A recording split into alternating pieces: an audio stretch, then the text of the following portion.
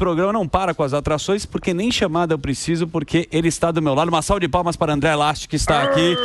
Pô, cara, quanto tempo aí, meu?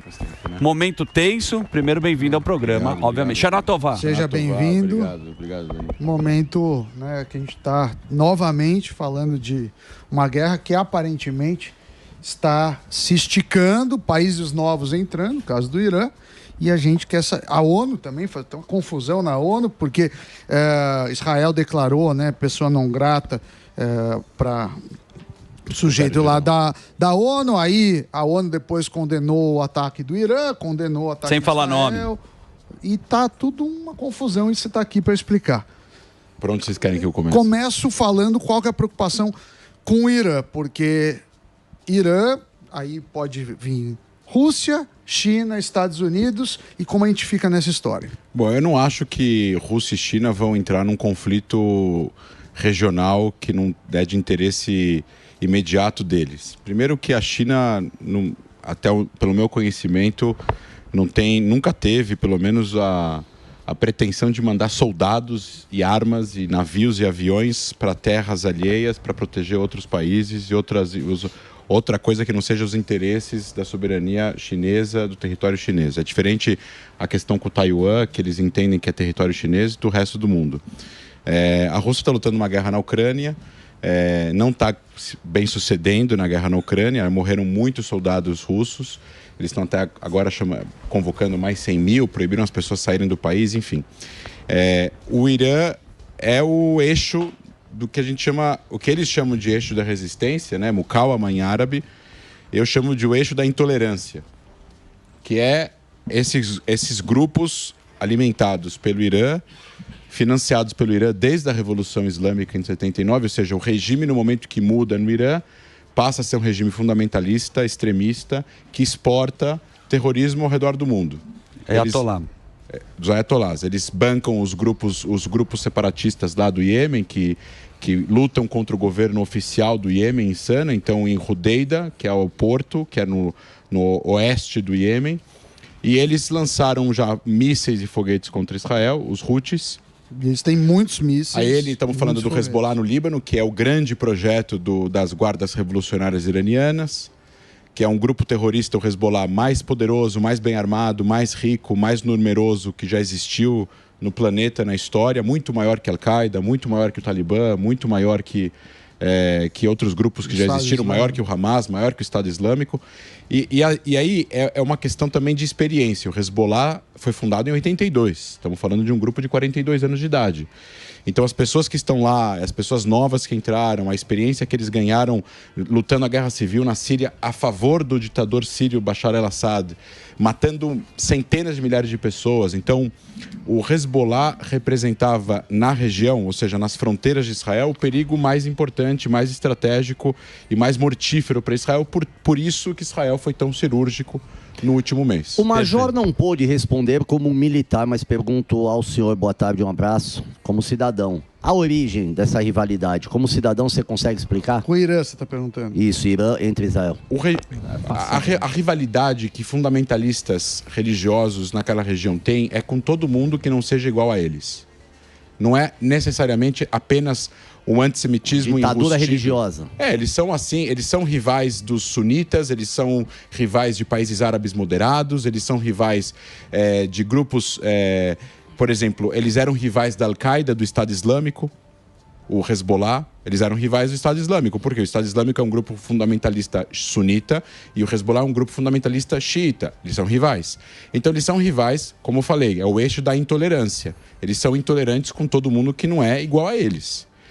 Nesse caso especificamente de Israel, o Irã entrou pela primeira vez na guerra de forma direta em abril e agora novamente fez esse ataque com 180 mísseis balísticos, alguns deles supersônicos, para tentar furar a defesa aérea de Israel. Então, Israel tem 3 níveis de defesa aérea, eles não conseguiram furar a defesa aérea em abril e agora Israel teve 99% de alvos abatidos vindos do Irã em abril, agora teve 95%. Então eles tiveram 4% de sucesso. Eles dizem na televisão estatal iraniana que eles atingiram os alvos porque eles precisam vender a ideia de sucesso. Né? Só que não teve. Eles falaram que atingiram locais que tem gás natural em Israel, locais que produzem gás de cozinha e por aí vai. Não atingiram nada. Essas imagens que vocês viram na televisão ontem, essas imagens que estão aí na televisão, isso são os destroços dos mísseis balísticos que foram abatidos no ar e estão pegando fogo as partes desses foguetes, que são foguetes gigantescos, mísseis de 30 metros de altura. Caraca. Os mísseis balísticos são bem grandes e quando eles são abatidos, quando eles são interceptados no ar com o sistema antimíssil de Israel, as partículas pegam fogo, tem combustível sólido e continua pegando fogo e cai, obviamente, no solo. Como é muito grande, são vários pedaços de 5 metros, 7 metros, eventualmente até pedaços maiores que caem pegando fogo. Essas são as imagens que a gente viu ontem. Caramba! O míssil voa a 4.500 km por hora. Não dá para ver ele do jeito que a gente está vendo na televisão. Câmera, exatamente. Então, essas imagens que a gente viu, que muitos que são adeptos dessa ideologia desse eixo da intolerância se utilizaram, porque eles pegam essas imagens e falam: Israel está sendo atacado, a gente vai destruir Israel e vamos celebrar. E aí eles celebram algo inexistente, porque ninguém morreu em Israel, ninguém morreu em Israel. 181 mísseis balísticos. Caramba. A população inteira foi pro bunker, 10 milhões de pessoas, o país inteiro praticamente tocou a sirene, todo mundo foi pro bunker, que nem o Kramer estava falando. E um palestino morreu em Jericó. Um destroço. Porque um destroço caiu em cima dele. É lamentável. É impressionante. Ou seja, os iranianos mataram um palestino. É isso, exatamente. Deixa eu fazer um break para nossa rede de rádios. Aqui a gente está com o André Last, @AndréLast. Só que vou soletrar que é LAJST. O André é da Stand With Us Brasil. Ele continua na programação e daqui a pouco a gente está de volta aqui na Jovem Pan. Vamos lá, Reginaldão. Trezão, deixa eu falar uma coisa importantíssima aqui, cara. Eu quero agradecer o seu trabalho, que eu te acompanho há muito tempo. A gente tem uma amizade, né? No off. Anos. E o que você consegue fazer, a gente discutiu muito que é uma guerra, né, também de narrativas. Além da guerra que está acontecendo física, são das informações. E talvez, não é todo mundo que sabe, você já foi do exército israelense, né? Você já participou do Exército e até você era um consultor, me parece, das Forças Aéreas. Me conta a sua experiência, como é que foi em Israel e o que você fez no Exército. Eu fui sargento da Força Aérea, eu fui oficial acadêmico da Força Aérea de Israel, da inteligência da Força Aérea de Israel, não fui consultor, porque eu fui soldado como qualquer outro que entra obrigatório. Então eu migrei para Israel, assim como outras pessoas imigram para Israel, com 20 anos de idade, em 2006. E era obrigatório, por lei, eu cumpri 24 meses, 2 anos, de serviço militar obrigatório. Primeiro eu fui estudar, eu consegui entrar na faculdade depois de 11 meses que eu cheguei no país. Então as Forças Armadas tiveram que esperar eu terminar os meus estudos para depois me recrutar. Aí então Mas eles conferem todo ano. Todo ano eles conferem que você está indo um ano após ano, eles veem o que você está estudando para ver se eles podem utilizar isso de alguma forma. E aí eu fui recrutado para ir para a inteligência da Força Aérea. Na verdade, veio 3 opções, eu escolhi a inteligência da Força Aérea. Teve inteligência militar, inteligência da Força Aérea, operações, central de operações. Eu fui para a inteligência da Força Aérea, que me parecia mais sofisticado, mais interessante. A Força Aérea de Israel, tem até uma piada que eles falam em Israel, agora com as Olimpíadas, que Israel tem 2 coisas, basicamente: judô e Força Aérea. Boa. São 2 coisas bastante notáveis em Israel, né? Ganha medalhas. Judô e Força Aérea, ganha medalhas, exato. E aí eu fui para a inteligência da Força Aérea, que é responsável por dar à Força Aérea a foto e a equação com o resultado do que a Força Aérea precisa fazer. Então, a Força Aérea tem um banco de alvos. Perfeito. Um banco de alvos pronto em diversos locais e alvos que são feitos em tempo real em caso de conflito. Esses alvos são alvos do Hamas, do Hezbollah, como a gente conhece, dos Houthis no Irã e outros locais que não vem ao caso. Para você conseguir montar o alvo, você precisa de recolhimento de inteligência. Perfeito. Esse recolhimento de inteligência funciona através das várias agências de Israel que trabalham com recolhimento, inclusive inteligência militar, o serviço secreto e por aí vai. Vai para o departamento de pesquisa, que é onde eu estava. E aí você faz uma pesquisa através daquilo, junta com outras partes, um quebra-cabeça gigantesco, e faz um assessment, faz uma conclusão para as altas cúpulas. Perfeito, mas o que eu queria colocar aqui é como que é a linha de raciocínio do exército israelense. Porque quando a gente fala de proporcionalidade, né, o exército é muito violento, eu acho que já vi você relatando que a linha de raciocínio é de defesa. Certo. Só que o ataque precisa ser um ataque, obviamente, certeiro. O ataque é uma como defesa, é que é um país que é tão pequeno e ele primeiro precisa se defender, e eu acho que tem essa linha de raciocínio? Primeiro que as pessoas, quando elas falam de proporcionalidade, elas têm que entender o que significa proporcionalidade dentro da lei internacional. Se a pessoa quer falar de proporcionalidade em relação a uma sensação dela, aí é direito dela de falar, eu acho que Israel não foi proporcional, eu acho que esse país ou aquele país não foi proporcional. A proporcionalidade para a lei internacional, ela funciona em relação a cada alvo que é atacado e não a guerra em geral.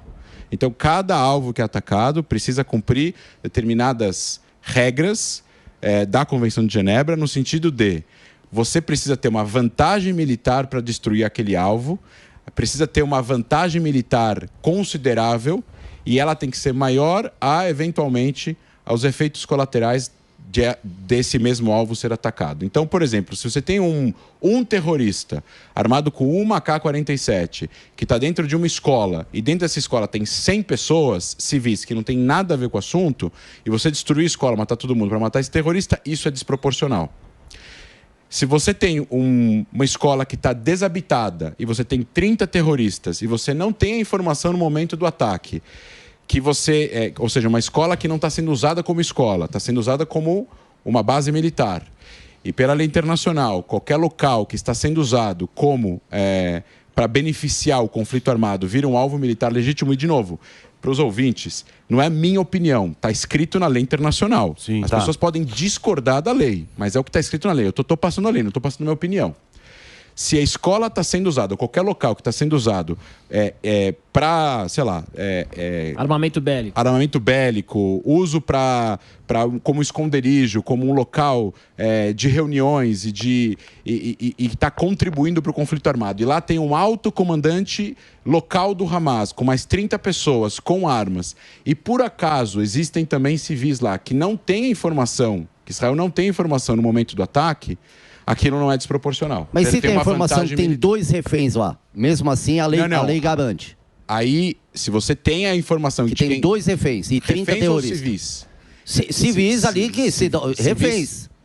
Reféns israelenses? Isso. Não, a lei permite você atacar? Israel não tem interesse de matar civis.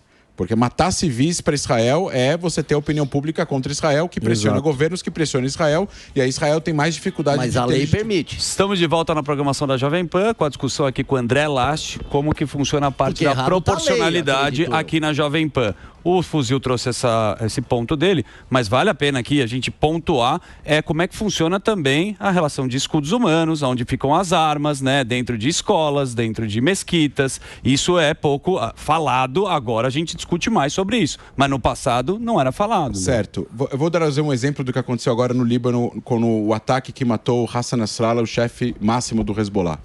Ele estava com mais 20 pessoas no bunker, inclusive um alto general iraniano. Morreram nesse ataque 25 pessoas da alta cúpula do Hezbollah. O valor agregado da vantagem militar de eliminar o líder do Hezbollah é altíssimo. Pela lei internacional, se tivesse um civil lá, era justificado. Porque ele não poderia estar com bunker em um lugar de civis. Perfeito. Se é moral ou ético, a discussão é uma discussão subjetiva, que aí vai depender de pessoa para pessoa falar atacaria ou não atacaria dentro de todas as condições e todas as informações que Israel tem em relação a qual é a consequência do ataque caso ele aconteça e qual é a consequência de ele não acontecer. Essa lei está errada. Boa. E você comentou da Rússia, comentou da China, mas você não comentou dos Estados Unidos, que de uns tempos para cá tem polarizado. Inclusive, a gente vê em universidades até o apoio da sociedade americana em relação a Israel. O que você acha que os Estados Unidos vai fazer? Vai ajudar Israel como historicamente ajudou? Vai ter uma posição menor? Vai ter uma posição maior? Qual a sua leitura? Olha, os Estados Unidos, as pessoas precisam fazer uma diferença. A política americana ela é complexa de entender da seguinte forma. Apesar de discursos de partidos políticos, e apesar de discursos, inclusive, de candidatos à presidência, existe uma política de segurança nacional perpetuada pelo secretário de Estado, pelo secretário de Segurança e pelo Pentágono. Existe uma estrutura, um mecanismo de interesse nacional de proteção aos interesses dos Estados Unidos. Perfeito. E é de interesse nacional dos Estados Unidos que Israel seja protegido, Sim. que haja uma troca de inteligência. Seria praticamente impossível para um presidente americano, com toda a sua ideologia, mudar isso. Tá. Porque existe um mecanismo embaixo dele de milhares e milhares de pessoas com informações de necessidade de segurança nacional para os americanos, independentemente se o cara é democrata, se o cara é republicano e por aí vai. Ok, mas na prática, em relação ao Irã? Na prática, em relação ao Irã, Isso. é de interesse dos Estados Unidos que o Irã não tenha uma bomba atômica. Sim. É de interesse dos Estados Unidos que o Irã não ataque Israel. E é de interesse dos Estados Unidos que, não só dos Estados Unidos, é de interesse do mundo livre, do qual os Estados Unidos ainda é o líder, do mundo livre e democrático, onde os Estados Unidos ainda é o líder desse mundo, de que o Irã seja dissuadido. O Irã perdeu a dissuasão, ele está dobrando a aposta. O Irã está dobrando a aposta com o que eles fizeram ontem. Porque eles não tinham como não responder, de acordo com... Eles foram envergonhados quando o líder do Hamas é assassinado, é morto, é eliminado, né? É uma sequência, né, de êxito do exército israelense. Você tem a eliminação do Fuad Shukri, que era o líder militar do Hezbollah em Beirute. Depois, no dia seguinte, o líder do Hamas morre em Teherã, na capital, num lugar que era das guardas revolucionárias, um QG deles, onde funciona meio que um hotel para dignatários, onde as pessoas são hospedadas, que são convidadas por eles. Ou seja, eles não cumpriram com a premissa básica de segurança para essas pessoas. Eles foram humilhados. Ninguém sabe quem realmente fez esse ataque. Provavelmente nem vai saber. E nem vai saber. Com a ajuda de pessoas do Irã. Com a ajuda de pessoas do Irã infiltrados dentro das guardas revolucionárias. Então eles foram humilhados de tal modo que eles sentiram que eles tinham que responder. Aí quando Israel realmente elimina toda a liderança do Hezbollah em 2 semanas, toda a linha de comando do Hezbollah foi morta, né? O Irã perde a sua criação mais importante, a sua criação mais cara, de maior investimento em dinheiro nos últimos 40 anos, que é toda a linha de comando do Hezbollah e metade do arsenal. Então, eles sentiram que eles precisavam responder para elevar novamente a moral e talvez criar uma dissuasão em relação a Israel. Mas essa dobra de aposta que eles estão fazendo não vai funcionar. Primeiro, eles não atingiram alvos em Israel. Perderam dinheiro eles também, não mataram pessoas. E eles ameaçaram que se Israel retalhar, eles vão vir com tudo. Segundo o discurso deles. Porque, de novo, isso é muito importante para o espectador. Na cabeça dos iranianos, dos ayatolás, eles estão retalhando uma ação israelense. E se Israel não fizer nada, a conta fecha agora. Na cabeça de Israel, e pelo menos da maior parte das pessoas sensatas que eu conheço no mundo livre, Israel tem que retalhar um ataque iraniano. Sim, e aí eu vou voltar. Como tudo isso começou nessa sequência? Em abril, Israel, sem assumir ainda, atacou um prédio adjacente à embaixada iraniana em Damasco. As pessoas estão falando, inclusive na mídia, que é a embaixada. Não é a embaixada, é o prédio adjacente à embaixada iraniana. A embaixada está lá, as pessoas podem entrar no Google, está intacta.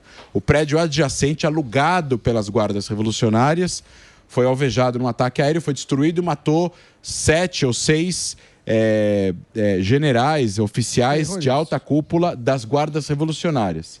Mas o que eles estavam fazendo ali? Eles estavam participando ativamente na construção do poder bélico e na transferência de armas para o Hezbollah, que já estava atacando Israel desde o dia 8 de outubro. Certo. Aí eu pergunto, eles estavam participando ativamente do conflito armado do Hezbollah com Israel? Então eles são alvo militar legítimo. E outra, o que eles estavam fazendo na Síria? Eles são generais iranianos.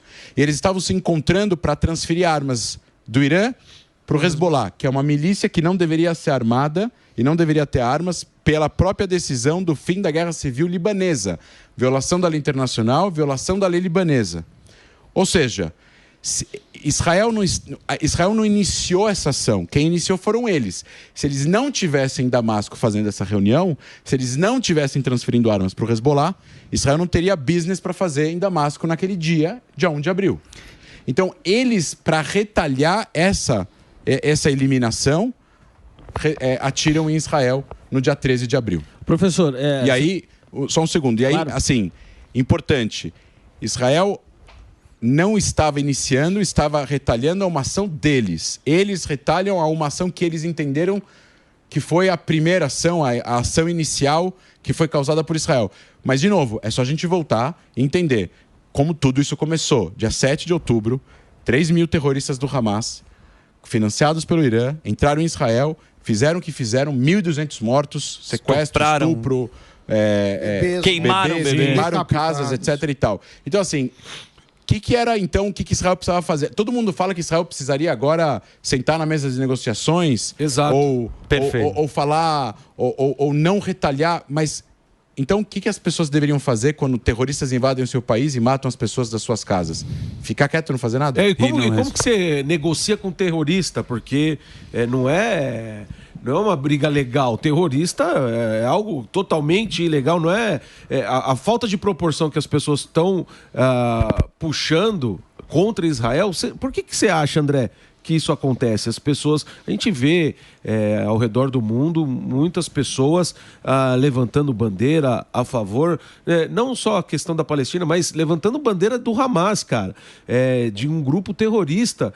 Você acha que essa questão é o antissemitismo? Você acha que isso é uma questão política, que o pessoal vai igual o boizinho, onde determinados grupos falam, Israel tá errado, e eles falam, então é mais político o antissemitismo ou mistura tudo aí? É de tudo um pouco. Primeiro, sim, tem pessoas que são a favor do Hamas e que concordam com a ideologia do Hamas, e aí são pessoas que teriam que ter a mesma conduta religiosa que o Hamas tem. Então, agora, uma pessoa, por exemplo, de extrema esquerda ou de esquerda, uma pessoa de esquerda mal informada ou de extrema esquerda, Tem muito. vamos dizer que uma pessoa que não é uma pessoa religiosa, não é uma pessoa fundamentalista, que os costumes e valores, ou seja, não é uma pessoa que tem valores religiosos atribuídos na sua vida pessoal. Então, ela não tem muita agenda parecida de visão de mundo que o Hamas tem. O Hamas é um grupo religioso, o Hamas quer implementar a lei islâmica para as pessoas que vivem baixo o seu controle, o Hamas é homofóbico, o Hamas é anti-mulheres, o Hamas é anti-minorias, o Hamas é anti-outras religiões. Talvez essa pessoa não seja tudo isso. Agora, se ela levanta a bandeira do Hamas, tem um motivo, ela acha que o Hamas está cumprindo um papel supremo, superior, de combate no que ela chama a luta contra o imperialismo, a luta contra o colonialismo, Exato. a luta contra os ricos, a OTAN, Oprimido.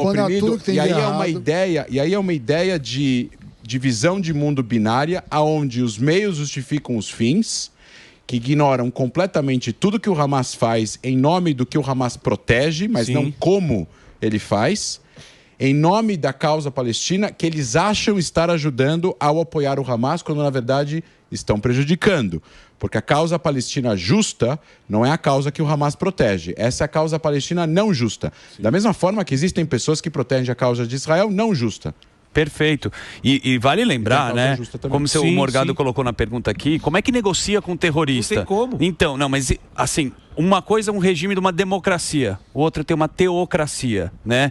Isso se mistura muito. Queria que você explicasse para as pessoas como é a relação, principalmente do Irã e dos grupos terroristas, em relação à teocracia e como seria uma negociação. Porque Israel, para esses grupos, é para não existir. Eles querem eliminar do mapa. Então, a gente fala o seguinte, qual é o endgame, né? Qual é o jogo final? Qual é o objetivo final desses grupos? Não tem nada palpável, não tem nada que seja sensato, razoável, não tem nenhuma exigência que eles possam trazer, né, na mesa de negociação, que Israel pode falar, tá bom, isso a gente aceita e vamos fazer agora um acordo de paz. O que eles pedem, esse acordo que todo mundo fala o tempo todo, cessar fogo, cessar fogo, cessar fogo, é o que, na verdade? É o fim das hostilidades, os reféns serem soltos, que é uma necessidade urgente de acontecer, e o Hamas exige que, em troca disso, Israel saia, o exército de Israel saia da faixa de Gaza. E aí? E o que acontece depois? O que as pessoas não se preocupam é o que acontece depois. Não é de Israel ditar quem vai ser o governante palestino, tá tudo bem. Mas se esse governante palestino na faixa de Gaza é um grupo que, como o Hamas, se armou, construiu túneis, construiu fábricas de foguetes e mísseis, tem um exército de 40 mil pessoas e batalhões, e eles utilizam esse território para atacar um território alheio, que é reconhecido como um país independente pelas Nações Unidas e pelo mundo, que é Israel. Qual é o objetivo final da pessoa pedir um cessar-fogo que traga esse resultado? Porque não vai haver cessar-fogo. O cessar-fogo ele é o fim das hostilidades agora. Momentâneo. E aí volta daqui a 6 meses, ou volta daqui a 1 ano, ou volta em outro 7 de outubro, que nem aconteceu. E aí quem se prejudica novamente é a população de Israel e a população palestina. E não quem está aqui no Brasil falando, eu quero cessar fogo da sua casa cômoda aqui de São Paulo. Mas, o professor, a gente está falando sobre a questão da proporcionalidade e pegando uma carona na pergunta do Morgado, a gente vê um monte de líder, tanto político quanto influenciador, falando assim, poxa, mas agora Israel exagerou. Passou a mão. Agora exagerou. Por que se cobra tanta compaixão e misericórdia de Israel, sendo que ele estava defendendo aí mais de 150 mísseis? Porque sempre faz parte desse bolo da narrativa. Mas eu não entendo o que significa a palavra exagerou. O que significa isso de forma objetiva? De forma objetiva é que Israel passou do ponto em relação ao ataque que recebeu. E o que seria não passar?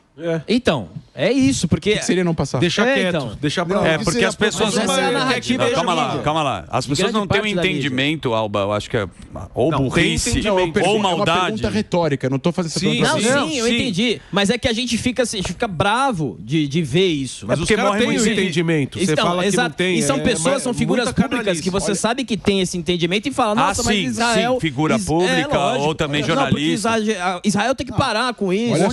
Olha só o paradoxo. Olha só o paradoxo. Quando começou a guerra em Gaza, depois do 7 de outubro, muitas pessoas, muitos analistas, inclusive não só no Brasil, falaram apoiamos que Israel vá atrás dos terroristas, não apoiamos que Israel invada Gaza com tanques, com artilharia e cause tudo o que está causando. Eles deveriam fazer isso de uma forma cirúrgica, com a força aérea ou com unidades de elite, como se fosse possível com unidades de elite entrar em Gaza e resgatar 250 pessoas sem ser percebido. Mas enfim... Israel está fazendo exatamente isso no Líbano até anteontem. Ataques cirúrgicos, um número de civis que foram atingidos menor do que o número de terroristas que foram eliminados. Infelizmente, morreram civis, todo mundo tem que lamentar, morreram brasileiros, libaneses. Infelizmente, com esses ataques, todos nós estamos enlutados, mas o número de pessoas que morreram no Líbano é maior o número de terroristas mortos do Hezbollah do que o número de civis. Israel fez exatamente isso. Fazer uma coisa cirúrgica, ataques cirúrgicos, avisar a população para sair de suas casas, para sair de seus prédios, etc, etc. E mesmo assim Israel foi condenado.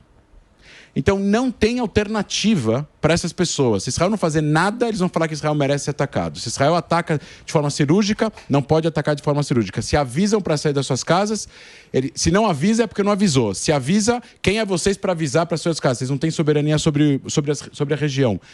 Não tem nada. Ontem a gente estava aqui fazendo uma exibição do filme, um documentário que se chama Gritos Antes do Silêncio, Screaming Before Silence, que é um documentário sobre os crimes sexuais que o Hamas cometeu no 7 de outubro e durante a guerra em mulheres israelenses que estavam em cativeiro e ainda estão em cativeiro do Hamas. É um documentário de 1 hora, 1 hora e pouco. E depois teve um debate. E uma das pessoas disse o seguinte... essas pessoas negacionistas, e tem muitos negacionistas no Brasil...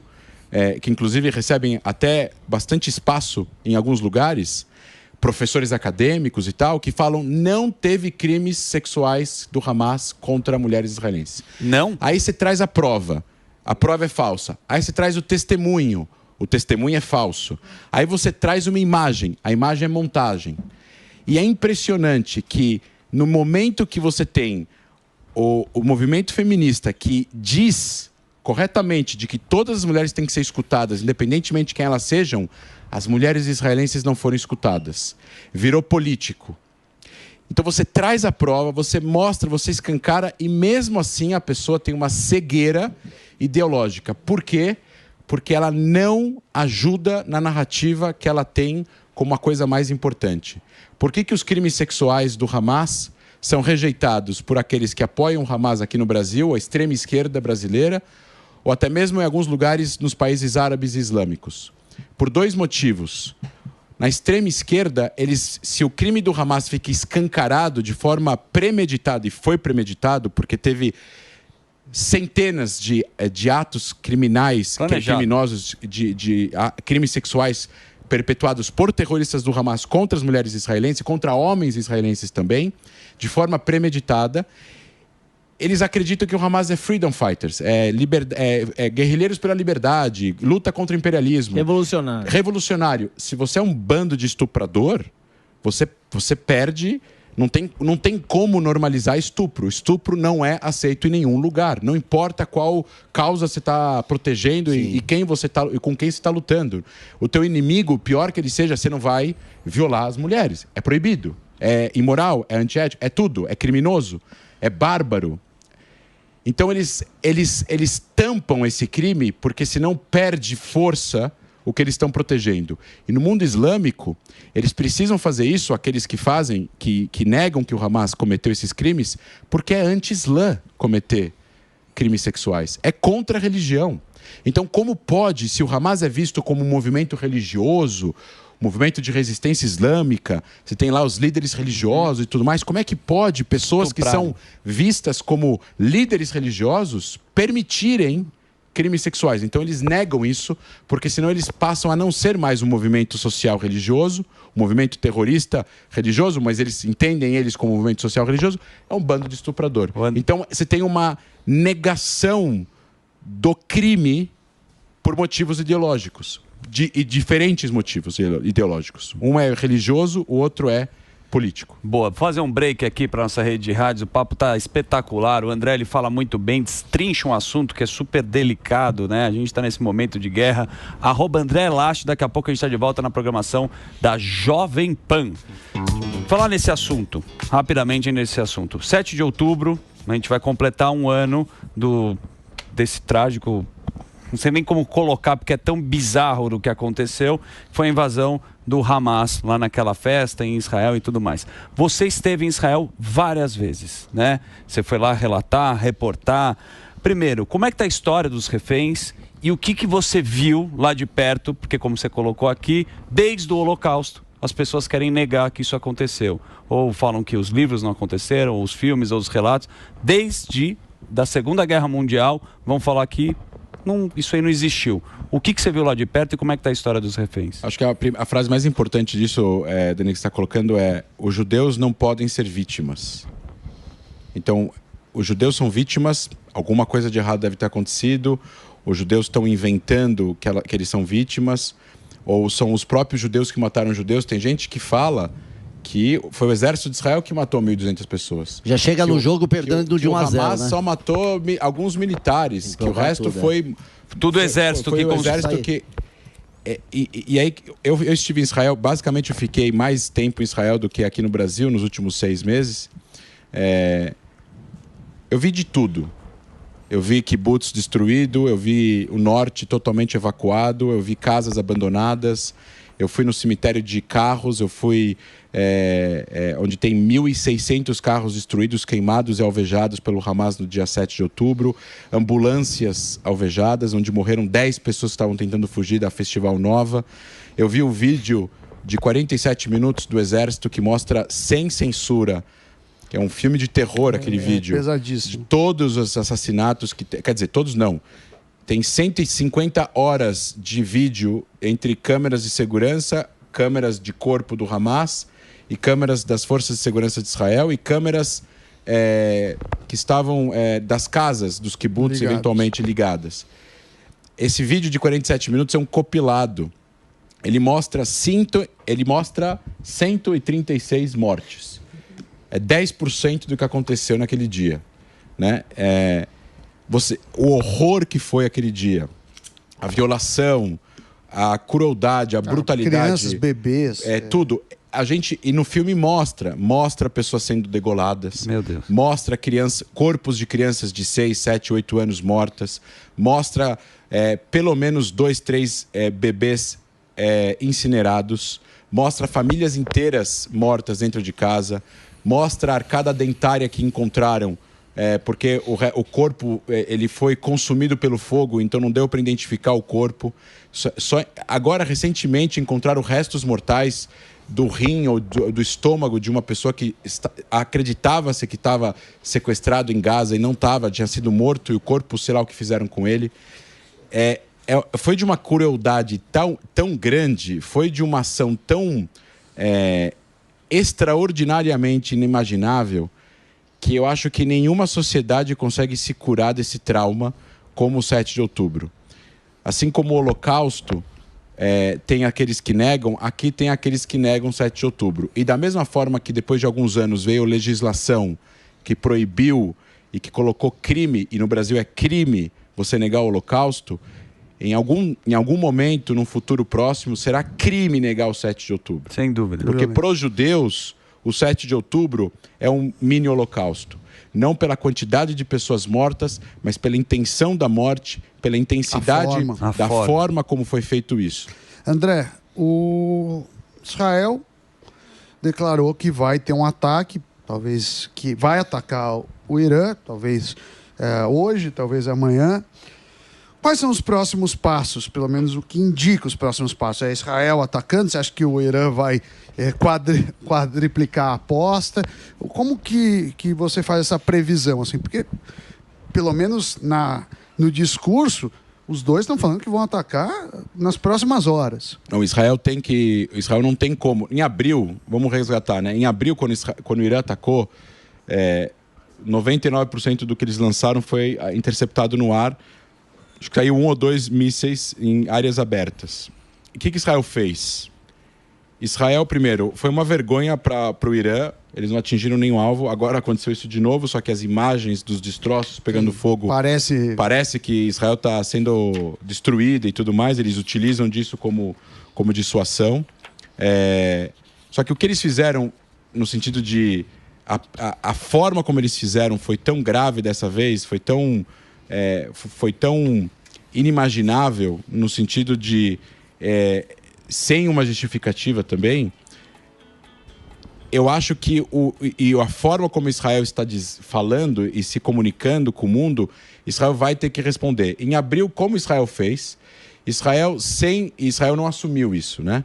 Eles utilizaram um avião, um F-35, que sobrevoava o Iraque e lançou um míssil que destruiu um radar do sistema antiaéreo de mísseis, o sistema antiaéreo da base nuclear de Natanz. Então, a base nuclear de Natanz é um lugar muito grande, tem um sistema antiaéreo lá para proteger a base de ser atacada, e tem o sistema, tem um radar, tem a bateria. Israel destruiu o radar.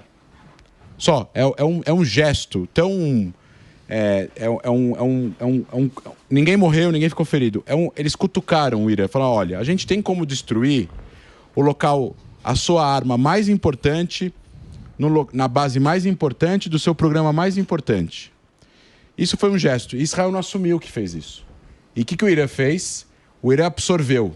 Eles falaram que não aconteceu nada, que foi um acidente lá, essa explosão, que explodiu um tanque de gasolina e acabou. Então, Israel permitiu para o Irã absorver, o Irã fez um downplay para não precisar responder de novo e ficou elas por elas. E aí, agora aconteceu de novo. Israel eliminou líderes de grupos terroristas que estão atacando Israel, faz parte da guerra, e o Irã atacou Israel. Agora Israel está falando que vai responder ao Irã de forma aberta e forte e exemplar. Dolorosa e por aí vai. E outra coisa, em relação ao Irã e ao Hezbollah, existe um consenso muito grande, não que em relação ao Hamas não tenha, mas Israel está dividida em relação ao acordo ou não acordo para soltar os reféns, que é super importante. Mais da metade estão vivos, 50 e poucos estão vivos, se sabe que estão vivos. Então, para um cessar... E aí tem aqueles que estão protestando toda semana para o governo fazer um acordo para que tenha um cessar-fogo para que os reféns voltem. E a questão é que o Hamas exige que esse acordo acompanhe uma retirada total de Israel da faixa de Gaza, o que devolveria Gaza para o Hamas, mesmo que destruída quase na sua totalidade, o que devolveria o Hamas ao governo, o controle.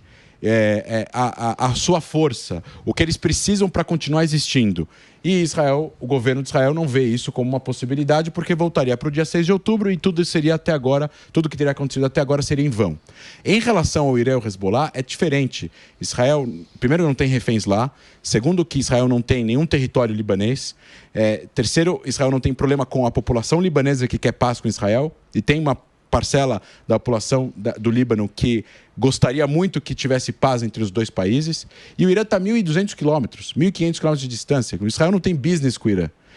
Então, o fato do Irã atacar Israel dessa forma, você tem aí a oposição de Israel, os mais críticos ao governo de Israel, da oposição israelense, o líder de esquerda, Yair Golan, que foi general, todos concordam que precisa responder o Irã. E agora a pergunta é o que eles vão fazer. Boa. E a forma que eles vão fazer e o que isso vai causar no regime. E se o regime vai conseguir absorver, não absorver, fazer um downplay ou eventualmente vai elevar. Agora, o Irã tem um arsenal de 3.000 mísseis balísticos.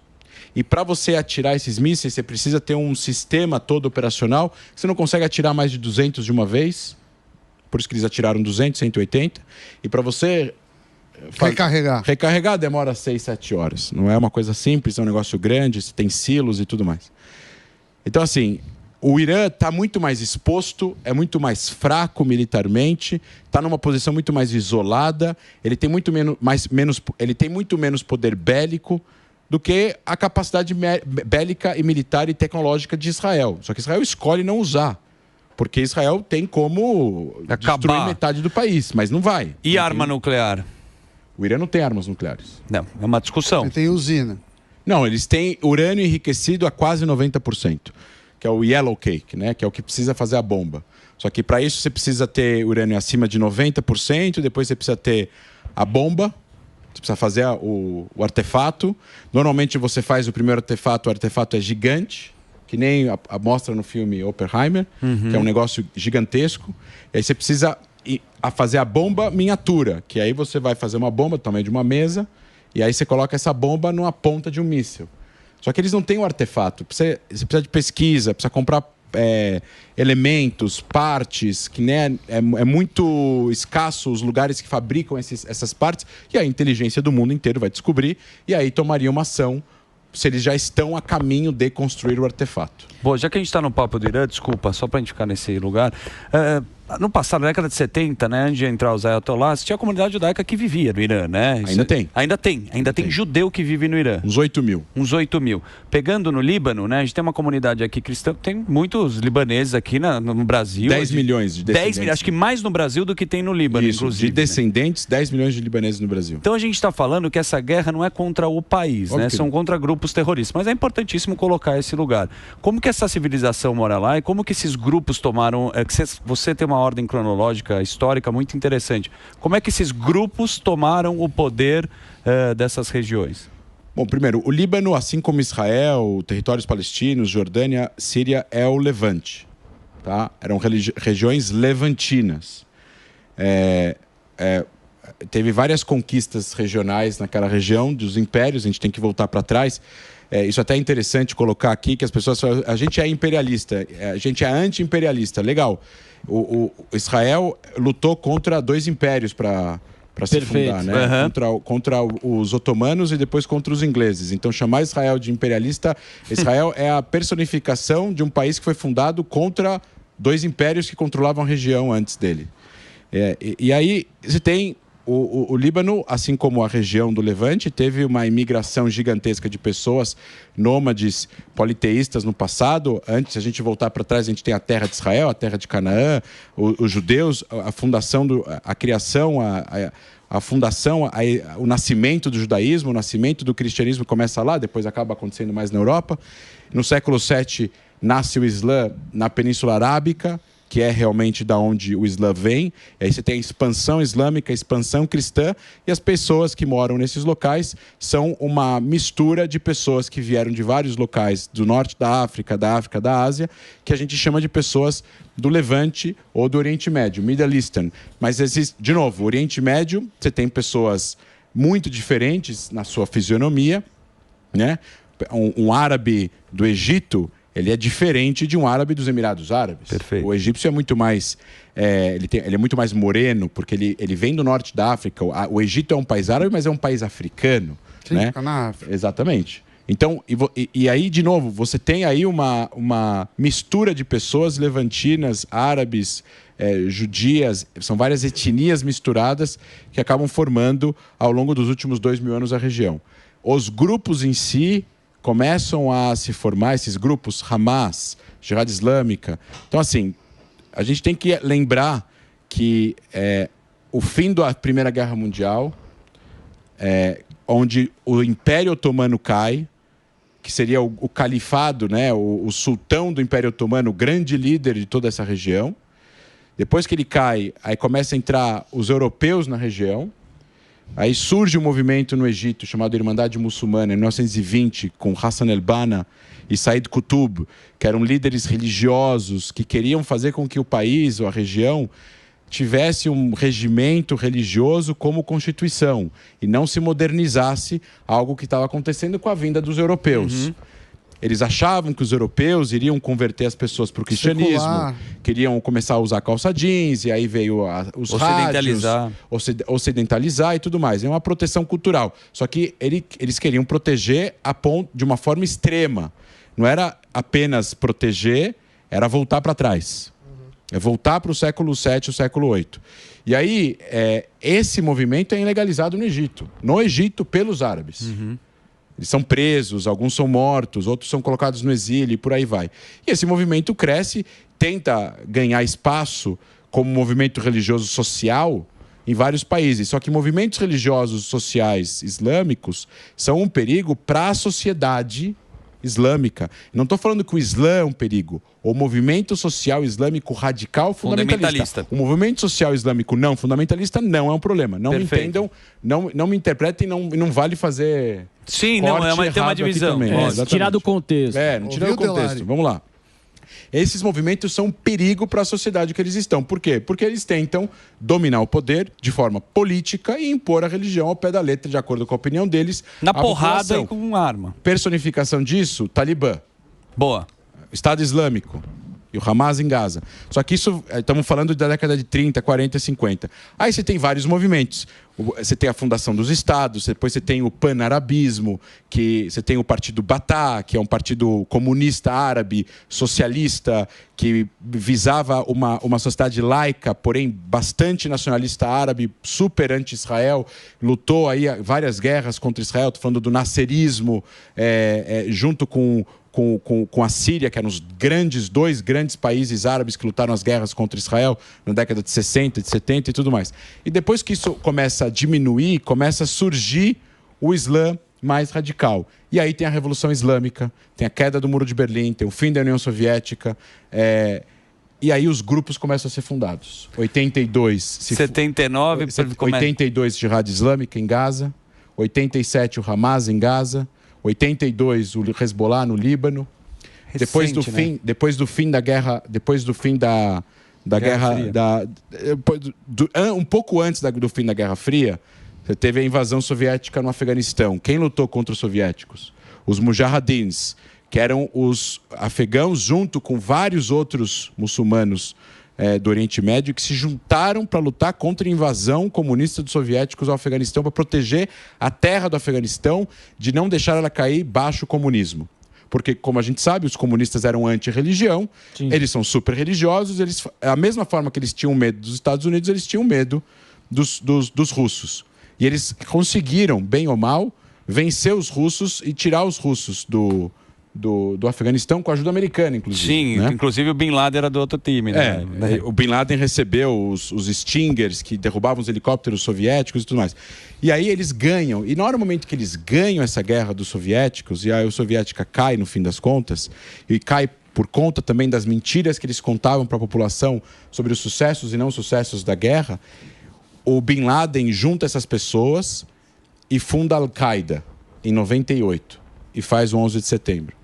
E aí da Al-Qaeda surgem várias outras pessoas que vão se subdividir depois que a Al-Qaeda é praticamente dizimada em Jabhat al-Nusra na Síria. Algumas pessoas da Al-Qaeda fundam o Estado Islâmico na Síria e no Iraque, como a gente conhece. Então, tanto Al-Qaeda, quanto Estado Islâmico, quanto Hamas, quanto Jihad Islâmica, quanto Hezbollah, todos acreditam no Dar al-Islam, que é o mundo da paz, que é as terras que um dia os califados reinaram, portanto, a paz reina nesses lugares. A paz no sentido e de novo, interpretação religiosa fundamentalista deles, e a minoria do Islã que acredita nisso, não a maioria. Que nesse caso daqui, a paz é aceitar a palavra do profeta. E quem não aceita não tem paz. Então só vai pacificar o mundo. Com sangue, né? Quem não aceita. Quem aceitar a palavra divina. Nossa Senhora. Então, inclusive, por que eles obrigam as mulheres no Afeganistão a usar o véu, a usar burca, a não falar em público, a não estudar? Porque, de acordo com eles, a palavra divina é essa, porque eles estão interpretando errado o próprio livro deles. Isso que é interessante, né? Que cada um lê um livro sagrado e cada um, igual você assistiu um filme na linhagem geek. Sim. E o final cada um quer dar ele. Completamente entende como é conveniente. Sabe qual é a solução? Como é conveniente, exatamente. E sabe qual é a solução? Primeiro, guerras religiosas não tem solução. Porque você está discutindo com dogma. Não existe, não tem como, Mas a solução para isso...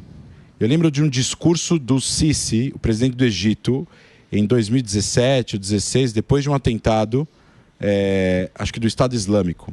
E ele fez um discurso, acho que na Jordânia, falando que ele chamou o mundo islâmico para pegar a responsabilidade com as mãos e disse o seguinte: o que nós estamos criando e como nós vamos combater esses seres que deturpam a religião e a causa e estão tomando a religião e essas causas com as próprias mãos, em nosso nome, sem autorização, e causando isso que eles estão causando.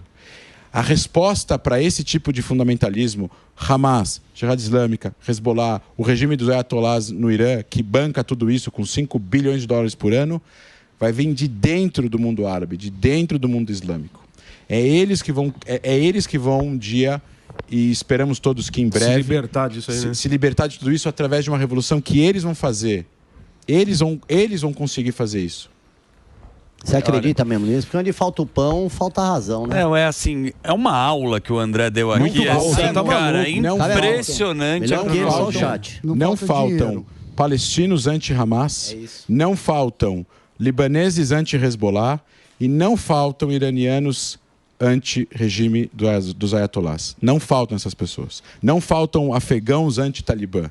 Não faltam. E o que você acha que falta essa rebelião aí da turma, lá de dentro mesmo? Organização. É uma questão de tempo, organização, dinheiro. Capacidades, dinheiro, armas. Sim. Mas ninguém pode fazer isso por eles. Eles vão ter que fazer exatamente. isso.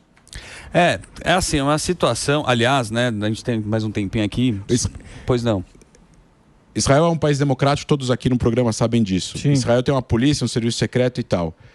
Quem prende os radicais israelenses que cometem atos de violência, ou inclusive atentados contra palestinos?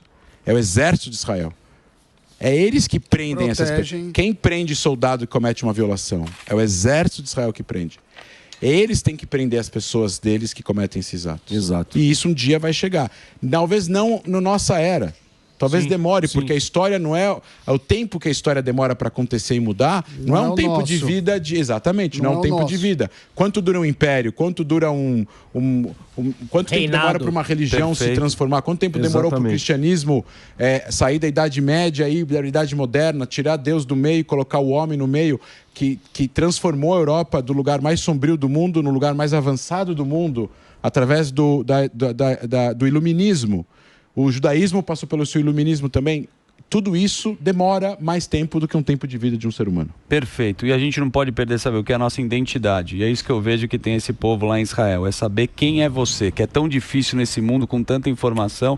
Eu quero agradecer e aplaudir o André Last aí, que ele deu uma baita aula de graça, que é uma palestra dele. Audiência. Stand with Us Brasil. Esse é o @André Last. Lembrando que o André, o Last, tem LAJST.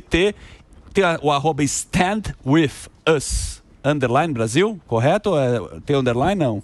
Isso, Stand With Us, Brasil, é do Stand With Us, a organização que a gente tem de educação sobre Israel no Brasil e combate o antissemitismo, e o meu, André Leist, @AndréLeist, eu tento responder as mensagens de todo mundo, a gente publica bastante análises de Oriente Médio, as entrevistas, inclusive cortes de todos os lugares que a gente vai, e podem interagir comigo lá que eu...